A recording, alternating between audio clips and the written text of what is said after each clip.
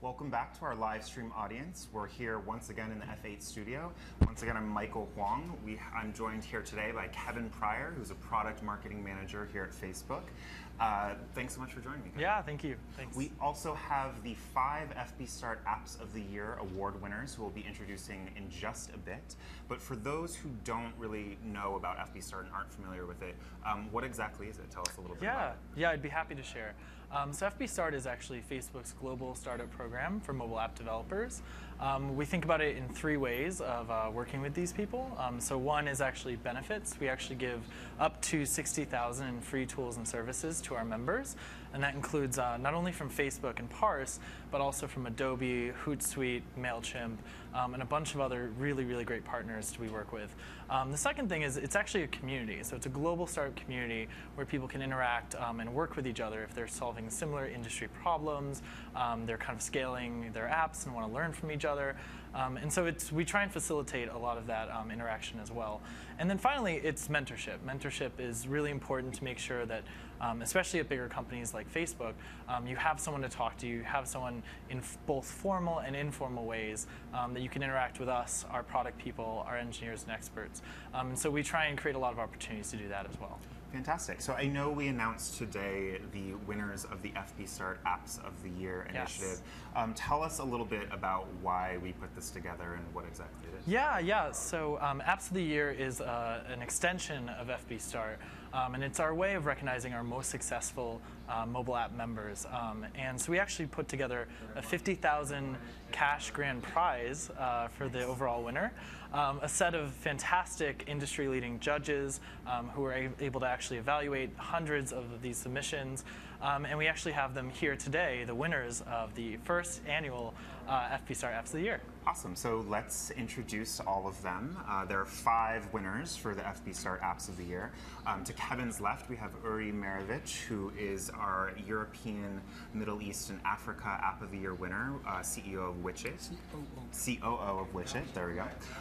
Next to him, we have Ari Weinstein, who's with DeskConnect, that makes Workflow, and they were our North American App of the Year winner. Then we have Samir Yasubek de Oliveira, who is from Cranio, which was our Latin American App of the Year winner. We then have Dodd Caldwell, who is from the nonprofit Rice Bowls, which makes the app Hunger Crunch, which was our social good winner of the year. And then finally, we have our global App of the Year winner, Felipe Santos, who is from MomentCam. Thank you so much for joining us. So briefly, I think it would be great to just go around and hear what exactly it is that each of your apps does and what problem you're trying to solve. Okay, so first of all, thank you very much for having us here. It's a real pleasure. So I am Uri, the CEO of Witchit. Witchit is a social platform that allows users to share their choices with their friends and family, the Witchit community, and their social networks. Great. Sweet, yeah. So I'm Ari. We make Workflow, which is an automation tool for iOS. So it lets you automate different things that you might want to do every day. Like you could make an app on your home screen that takes the last 5 photos you took and uploads them all to Facebook at once, or even things that are more complicated than that. Very cool. Yeah. Cranio is an app when you can learn, you have fun, you earn IQs, or virtual currency, and you can exchange these IQs for a real prize. Use only your knowledge. Fantastic. Right. Well, Rice Bowls, the nonprofit, we're actually an orphan care nonprofit. And so we developed Hunger Crunch as a video game where anybody who plays can fight hunger in the game and in the real world too. So hunger is personified as monsters that you can take out, and then all the in-app purchases go directly to Rice Bowls. So MomentCam is a unique app that connects the world through art and technology. So basically it allows users to take a photo and turn that photo into caricatures and stickers that then they can share on social media with friends and family. Fantastic. And it's a really great set of panelists. We have people with, photography, gaming, productivity. So we're really happy to have you here. And, for Apps of the Year, you actually had to be an FB Start member to submit for the awards. And again, we're so happy you're part of the program. I'd love to hear more about, how FB Start, our tools and services, or even just being part of the program has kind of helped you or helped your app grow. Philippe, I know you have some really interesting insights, especially coming from China. So exactly, our app is based in China. And the Facebook Start program actually helped us a lot, both on the marketing side, but also on the product development side. So for example, talking about the tools that Facebook Start provide us, they were very interesting for us because sometimes it's hard to navigate through so many tools as a startup. We don't have enough knowledge and we don't have enough resources to try all the tools available. So Facebook gives credibility to these tools, so we know we can use them. And for example, in our case, we did use, for example, MailChimp to connect with our users, to increase user engagement, to get feedback from there, to make announcements. We use, for example, SurveyMonkey. So, for example, MomentCam has everyday new content, and the users helped us through SurveyMonkey and the polls that they provide to select our next themes. We used Asana for the team management. We used also user testing was a very interesting app for us. And finally, the Facebook Start, the support that we have, the one-on-one support, the mentorship you were talking about, and the budget we have to make ads was a very interesting opportunity for us as well. Fantastic. What about you, Uri? How have you seen FB Start work for your app? So first of all, it was very, very helpful, and everything that was said was right. We have a great example of how one of your services, the Stripe, the fact that the startup at our stage had access to Stripe to use it, it enabled us to expedite crucial business components of our product, and it even, because of its simplicity, saved us over a month of development. For a startup like us, this is it's a gold mine. And in addition, of course, Hootsuite and MailChimp gave us marketing power, and the support is just, it's a great program, and I recommend it to every startup who can join. Fantastic. Well, one of the goals of FB Start is to give you guys access to tools and mentorship to kind of take some of the pressure off. As startups and nonprofits, you have a million of competing priorities. As developers, you're trying to balance things with developing your app in addition to user acquisition, figuring out a monetization strategy, all of these things. How do you guys go about prioritizing things as a startup? Ari, let's start with you. Yeah, sure. So we have this, I guess, interesting question right now, which is, I mean, obviously we have very limited resources, like you said, and so we need to decide if we want to spend our time building new functionality so that you can do all these different things with workflow. Like, for example, we just built the Messenger platform thing came out yesterday, so we just are working on integrating that into workflow. So all sorts of new functionality like that, versus trying to like really hone in on the experience so that everybody who downloads the app for the first time like finds something that is really useful for them to automate with workflow. And so we're trying to figure out sort of how to balance those two things with each other, and which one needs to come first. And yeah, I don't know. Yeah. Always a lot of things. Yeah. Things happening. Samir, how about you? How has Cranio kind of balanced all of these different priorities as a startup?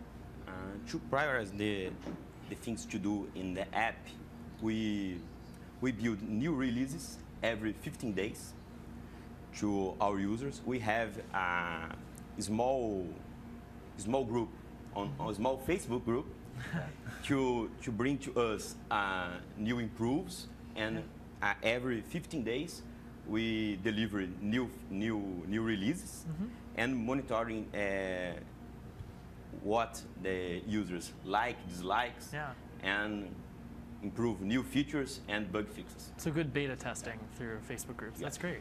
And Dodd, as I understand, you are the president of the nonprofit you work for, and it's a little different, right? So, nonprofit obviously have limited resources and are kind of also prioritizing things. Yeah. But I'm curious, why did you go with the route of, making an app, for instance, and how does that help kind of your organization's goals? And Sure. So it was really a pretty strategic decision that we made. We primarily work with kids in the U.S. that do fundraising projects, and traditionally kids have used coins and dollar bills, right, to buy things. Like, that's how it's always been since our organization was around. And we wanted to see, okay, we know that's not going to continue in the future, so how do we still engage with kids here in the U.S. that we like to teach them and inspire them to live lives of giving and service, at the same time do fundraising projects for kids overseas. Yeah. So we're like, where are they going to be in the next 5 to 10 years? Good or bad, they're going to be in front of screens. But it's not as simple as putting like a donate button on a website or something that you could do with adults. Yep. So we're really trying to figure out how are we going to engage with those kids and still educate them, and at the same time let them have fun. So that's really why we went the route of doing a video game. And as far as prioritizing, honestly, with the video game, fun is a priority. There's so many like educational games that are not fun, and ours is actually less educational. We try to focus. We have like events and things where we do the education, and we make the game just fun. For a small, nonprofit, obviously resources are limited, and that's where things like Parse come in handy for us as far as being able to not have to build out our own back end with a very small team. Fantastic. That's great. Awesome. So you guys obviously have been able to build fantastic apps. That's why you're now award winners as of today. The next big piece, once you've gotten everything together and everything sort of working smoothly, is obviously figuring out how to scale. I know, for example, MomentCam is huge. I believe you guys have 150 million downloads at this point. It's actually 200 million. Okay, So, 200 million. My Wow. information Already. is out of date. Just a 25% increase. There we go.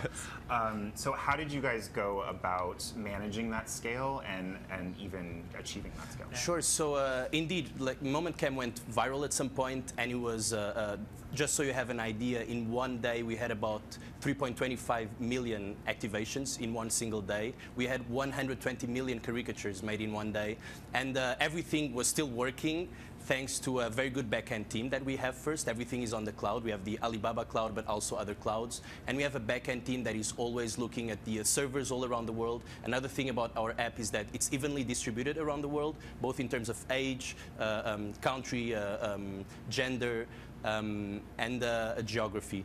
And therefore, we have a very strong backend team that is always checking on servers, how to optimize our servers around the world. And that's how MomentCam can handle all this data inflow and use new users. Awesome. Did anything about the growth surprise you, like a particular country or market or demographic? Well, the thing is, we started at the time, at the very beginning, after we had this amazing idea about bringing art to people's everyday lives. We started focusing on product development. And once we saw that we had a great product, that we were satisfied with the feedback, we started doing some marketing in China at the beginning because we were based in China. We know the local market a bit better. And then overnight, when we expanded to the new markets, to the new app stores, it went crazy from one day to the other. It was the next day that was Indonesia, then the countries there was some spillover, of course. And then, for example, Brazil is one of our big markets. And right now, all around the world, you can see MomentCam. So where there's a smartphone, there's a high possibility that there's a MomentCam installed. You make it sound so easy. So Uri, how has Widget handled growth and looking toward new markets? So we planned Widget from the day one. We planned it for scale. There's no point of building an app today, or especially a social app, if you're not ready for it. We built a technology infrastructure from day one on the cloud, ready to expand to new geographies with load balance and disaster resistance, because in the end, scale is about new geography and the survivability of the app. But we also plan our business infrastructure, and we aim to grow it at the pace of the technology growth. It doesn't help if you have users in different countries if you cannot support them. And that's how we planned it from the first day of the startup, the company. Great. And Samir, if I understand it, Cranio is now kind of looking to expand beyond Brazil and Latin America. Where are you looking for your markets, and how do you decide where to enter? Before expanding to another countries, you have to build a stronger product. Is a very good advice for everyone.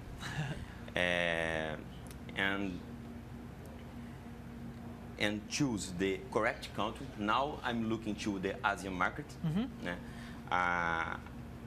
I opened a company in the Singapore to look into the China and India, and talking with 2 mobile carriers, because I use the mobile carriers to boost my app in this market. Fantastic. But we have a lot of problems to solve before go to these markets. But my advice about this subject is you have to be, before to go to another country, a stronger product in your country. For me, it's more easy because Brazil is not a very small country. I can prove my business, I can monetize only in Brazil. If you stay only in Portugal or a small country, it's most difficult to do this. But this is my advice. You start in one country like US, like Brazil, like Russia. Fantastic. And we just released our new analytics product yesterday. So hopefully that can help with scale and localization as well. Something to really look forward to. Yeah, so we're talking about scaling, we're talking about entering new markets, taking a step back and just thinking about your user acquisition strategy overall. I know there's a lot of different ways to go about it and a lot of different things to probably focus on as you're kind of building out your user acquisition model. Ari, I know Workflow, for example, is a paid app. Yeah. Can you talk a little bit about the decision around that and if you felt that's worked for you or how you thought about like the free versus freemium versus paid? Yeah, sure. Yeah, it's pretty interesting. Not too many people are doing paid apps right now.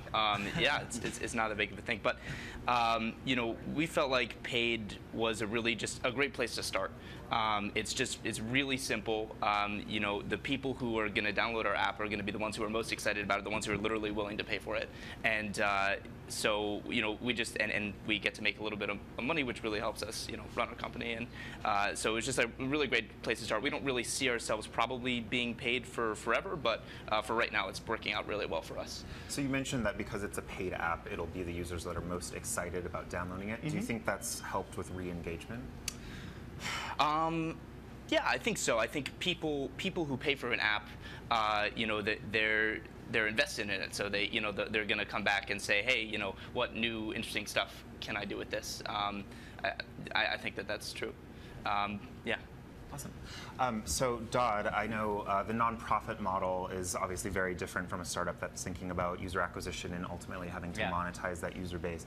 How have you guys gone about distributing and getting promotion? Well, I mean, to be honest, we're super early stage. We don't have, you know, 200 plus million users yet.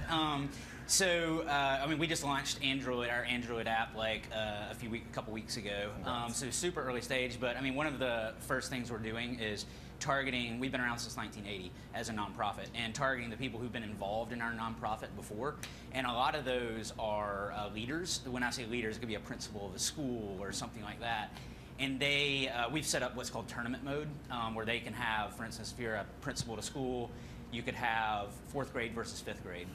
And you actually can have an event where kids are educated about the orphan crisis and about the game as well, and like a starting event and an end event. And that involves kids, and we've even noticed with like high schoolers that because you have an event there, it drives a social engagement too. They're Instagramming about, you know, they're posting about it, you know, everywhere.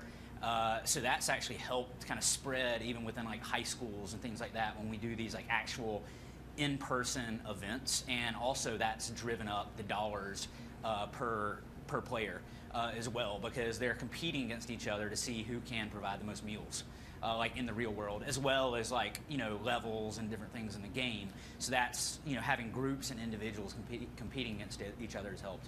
Yeah, please say. Go ahead. For me, I believe only 2 ways to gain new users if you have a B2C app. The first is member get member. Your product provide member get member feature is very useful to gain new users. The second is good partnerships like Crânio in Brazil. We have partnerships with all mobile carriers to boost our user gain, and very useful for me more than all other ones is Facebook ads. Okay. We didn't tell him to say that. Yeah, that's not I swear. I believe in Facebook ads. Yeah. Well, this is great. There seems to be a really good mix of like grassroots, in-person, partnerships, ads. It seems to be you have to think of a lot of different tactics and strategies for your user acquisition, and obviously, especially when you're bootstrapped, that's not an easy task at all.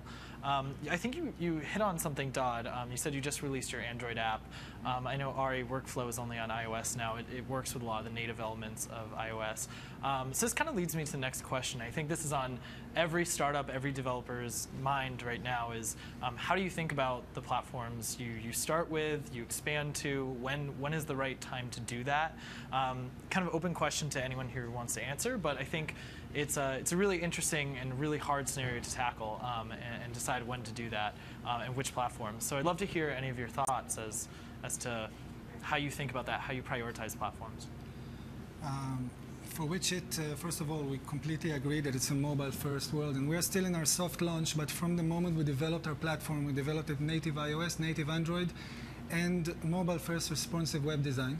Oh, wow. And what we are doing, we are giving our users the same user experience across all platforms. It really means taking the effort to making sure that no platform gets an advantage over the other.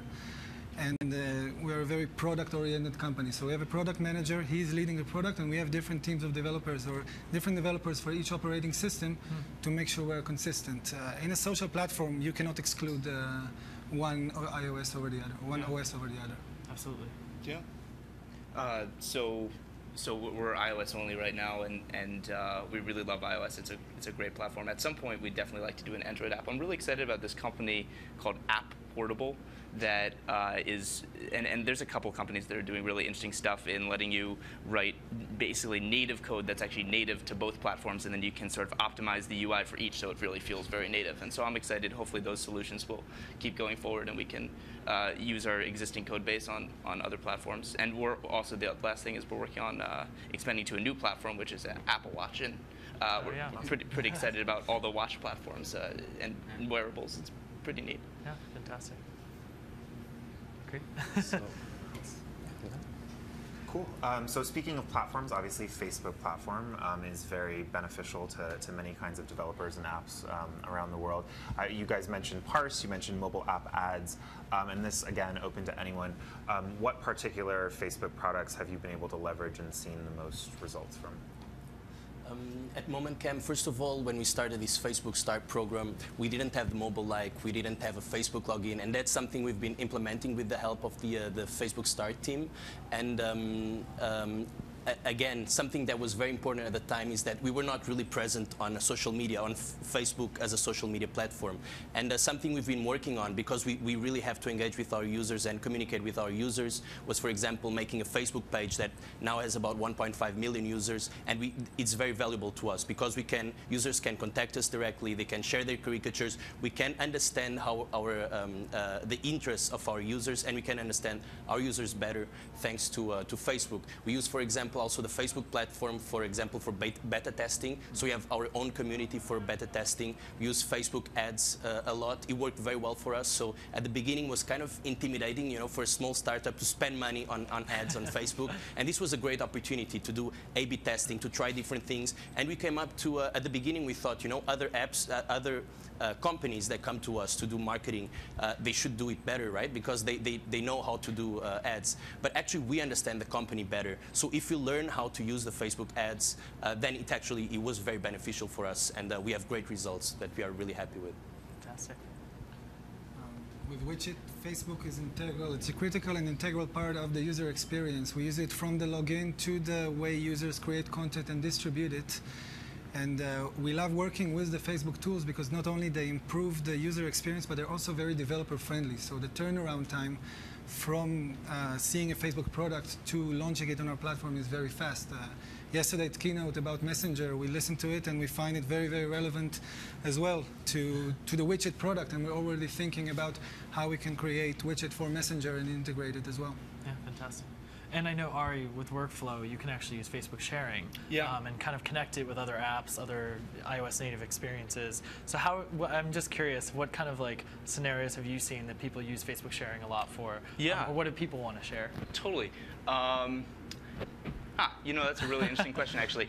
So when we were putting together Workflow, we were trying to figure out how can we sort of bring people into the Workflow experience and teach them sort of what's going on here. So we put together this first-time user experience where every time you use the app for the first time, it brings you through making a simple workflow that lets you make an animated GIF, and then you can do something with it. And so people really like making animated GIFs and posting them on their Facebook wall. It converts them to videos for Facebook, and so that's pretty fun. It's a really good question. What other types of things people are posting? We've gotten a lot of requests. People would love to be able to use Workflow to automate sort of Facebook pages they manage, and that's actually something we're working on for the next release. Yeah. Very cool. Awesome. Are there any other sort of Facebook platform tools you guys have used? I know you said Parse helped you scale really quickly. Yeah, Todd. as far as implementing push notifications, I mean, literally we're a small number, one developer, so it's like we don't really have the infrastructure to scale everything without using other resources, and so it's actually been I mean, I would say we would not have Hunger Crunch, and particularly like it powers the back end and database of these tournaments and everything as well. Yeah. We just couldn't have those things with one developer on staff without using Parse. And of course, we're using doing sharing. When you finish levels, posting scores and like all the different accomplishments and goals you've reached in the levels. And it's the only Facebook ads are the only paid marketing that we've actually seen real ROI from. Wow, fantastic. And so we're looking, we've really just up to now been experimenting, but we're looking at, okay, what are ways that we could actually grow that? That's great. Awesome. So we've talked about a lot of platform products that you guys have been using. Is there anything at F8? I know we talked about the Messenger platform that you're excited about or potentially we're looking to integrate soon. Yes. So the Messenger platform was big news for us because one of the big parts, actually, something we really like about MomentCam is our emoticons. So the ability to share GIFs to the Messenger platform was something that we were really looking for. And actually, we had talked with the Facebook Star people from the Facebook Star team, Matt, for example, and it was a great surprise. I was very happy with it because I think that's something that we really like about MomentCam, and I'm looking forward to make users, allow users to actually share our emoticons on the Facebook Messenger platform. Oh, that's great. Yeah, there's been a lot of really cool iOS stuff coming out. So what's it called? Component Kit, I think. It's the sort of the React for iOS. It's pretty exciting. I'm looking forward to playing with it. Cool. Great. Awesome. So, I'm just curious, just broadly, what do you see as the main opportunity for your app and your app's growth this year and the main challenge? Like, what are the things you're thinking about that are top of mind? And again, anyone's free to answer. My challenge is take Crânio to the next level to engaging more our users and more orientation and more new users. Yeah. And the big opportunity, I believe, for this year is in Brazil. It's a good tip for you because now more than 50% the Brazilians has a smartphone. Oh wow! Yeah. And last year, less than 20%. So it's a big growth to the new smartphone users. This number is more than 100 million users, new users in Brazil with smartphones. It's a good tip and a good opportunity for me and for... It's like half a MomentCam. Yeah. It's fantastic. It's not China, it's Brazil. Yeah, actually, our users are mostly from abroad. So we have half in China, half abroad, actually even more. And our main opportunity and challenge as well this year is monetizing. So it's we want to bring merchandising, want to allow users, and we really think there's a value into it. So for example, if you go to Walmart and you buy a mug, white mug for $20, it has a value. But if you have the same mug, but you have a caricature in it of you with your family together, of you and your girlfriend, you and your wife, it's an amazing gift. So the value is much higher than the $20 that they originally offered, but the cost is just slightly higher. And we think it will make a great anniversary presents. I remember when I started working, when I started in MomentCam, I had a friend that had a wedding, and I just searched on MomentCam for a wedding, and I had all these pictures that I used their faces, to create a lot of caricatures. I just put them all together in a Word file, and I made a frame out of it, and I gave them also as another present, a special present, and they loved it.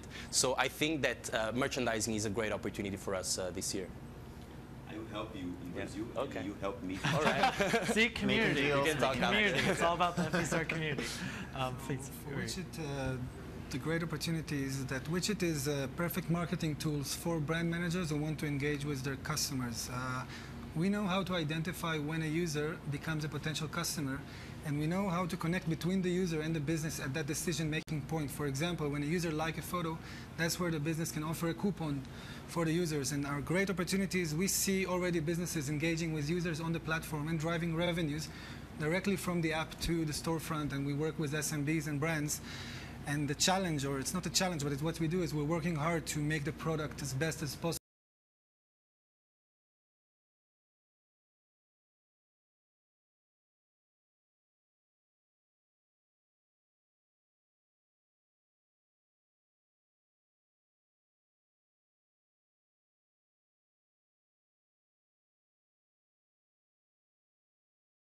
For them, and to make that engagement in a positive manner that the users and the businesses are both benefiting from.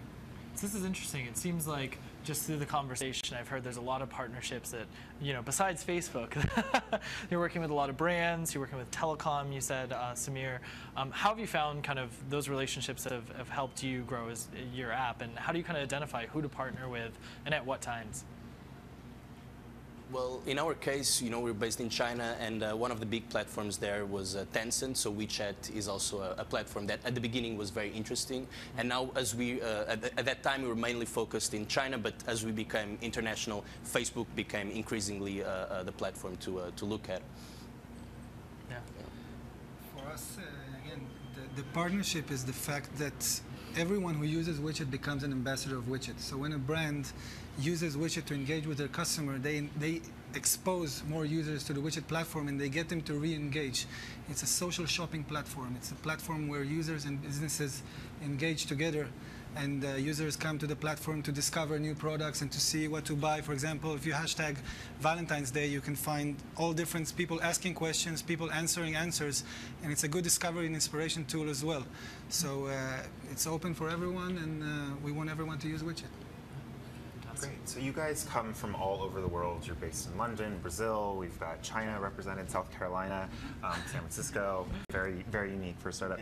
How have you guys faced any particular challenges in developing in different markets? And do you see how do you see your specific startup ecosystems growing and evolving? Well, I mean, being from South Carolina, it's not exactly like the tech hub necessarily of the world, but I mean, I think there's advantages to living in off markets. For instance, living in San Francisco and funding a startup or developing something is a lot more expensive, right? And retention's harder, things like that. I do things apart from in software apart from rice bowls, and I've seen that in the for-profit world and in the nonprofit world is there's still talent anywhere you go. It's not just like talent's not region specific. You just have to find it, and it can be a lot more cost effective. So it's actually, I look at it as an advantage as opposed to a disadvantage living in what I would call like an off market. Yeah. In Brazil, the startup ecosystem is growing very fast. The best city is São Paulo, and now another city is Belo Horizonte in Minas Gerais state. Is my state. I'm coming from a small city, and the name is Juiz de Fora in Minas Gerais state, and I have to move to São Paulo to improve my business and mentorship and other network. In Brazil is growing the startup ecosystem very fast. For us, we're very lucky. We come from Israel, which is, everybody knows, it's a great ecosystem for startups, and we moved to London, which also has a great ecosystem for startups, but that's also where our users are, this global market. So we feel very fortunate to be in the center, and for us to meet the brands is to cross the street or meet them in the nearest event. That's it. What would you, just really quickly around the sort of panel, what would be your best advice for someone or another company or nonprofit even, just starting out? What would you tell them, your number one advice, as they start to develop an app and put it out there? So in our case, we think that you shouldn't start from the technology side. You should start from a deeper meaning. So in our case, we wanted to bring art into people's lives, and that's how it started. And then we developed the app. So this is something very important. And then a very small tip as well. It's kind of a joke, but don't release apps on Fridays and don't release apps before holidays. This is also small. It's a small gift to our audience. Great. So our director of design and branding has a phrase. He says, "How hard can it be?" And the answer is always harder than you think. So going into it, just don't be super naive. It's always going to take longer and be harder and cost more than you thought it would. So kind of plan for that going into it. Yeah. My tip is have a purpose, and money is consequence. Beautiful. That's great. I'd say trust your gut, because no one else is ever going to understand your product or business quite as much as you can. I say don't plan for a startup, plan for $1 billion business. It will force you to think about the long road ahead and how many challenges you have to go, and to make your plan for the long term. It might even deter you from going to starting a startup. But, yeah. Fantastic. Well, thank you so much for taking the time. Thank you, Kevin, and thank you to our live stream viewers. I hope you wrote all those tips down. We'll be back in just a moment. We'll be back in the studio with a live interview with our Chief Technology Officer, Mike Schrepfer. So check out that in just a moment.